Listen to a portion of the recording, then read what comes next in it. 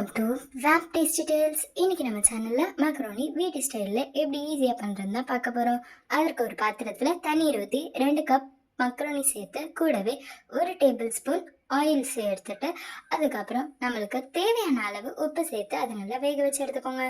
நம்மளுக்கு நல்லா உதிரி வந்து கிடச்சனையும் அதை ஒரு பாத்திரத்திற்கு சேஞ்ச் பண்ணி வச்சுக்கோங்க. அதுக்கப்புறம் 2 தக்காளி ஹாஃபாக நறுக்கி அதை பேஸ்ட் மாரி அரைச்சி எடுத்துக்கோங்க. ஒரு வானொலியில் 2 டேபிள் ஸ்பூன் ஆயில் சேர்த்து பொடியாக நறுக்கி எடுத்த பூண்டை சேர்த்து நல்லா வதக்கி எடுத்துக்கோங்க. அப்புறம் 2 வெங்காயம், 2 பச்சை மிளகா, 2லேருந்து 4 இலை போல் கருவேப்பிலையை ஆட் பண்ணி அதையும் நல்லா வதக்கி எடுத்துக்கோங்க. நல்லா ப்ரௌனிஷ் ஆகிற வரைக்கும் நல்லா வதக்கிக்கோங்க. அதுக்கப்புறம் 1 டேபிள் ஸ்பூன் போல் இஞ்சி பூண்டு விழுதையும் ஆட் பண்ணி அதையும் நல்லா வதக்கி எடுத்துக்கோங்க.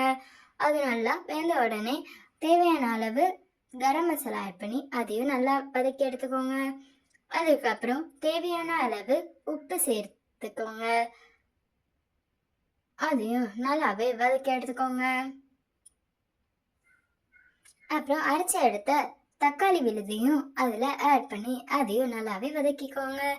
இந்த தக்காளி ஆட் பண்ணினியும் நம்மளுக்கு எண்ணெய் பிரிஞ்சு வரும். அப்போ நம்ம 2 கப் போல் தண்ணி சேர்த்து அதில் தேவையான அளவு மசாலா, 1 ஸ்பூன் போல் கெச்சப் சேர்த்து நல்லா வதக்கி எடுத்துட்டு அது கூடவே நம்ம வேக வச்செடுத்த மக்ரோனியை ஆட் பண்ணிக்கலாம். அவ்வளோதான், நம்மளோட டேஸ்டி மக்ரோனி ரெடி ஆயிடுச்சு. இது கூட நீங்கள் காய்கறி போட்டு கூட செய்யலாம். கேரட், பீன்ஸ், கேப்சிகம் போட்டு கூட செய்யலாம். இது நீங்களும் ட்ரை பண்ணி எப்படி இருந்துச்சுன்றதை கமெண்ட்டில் சொல்லுங்கள்.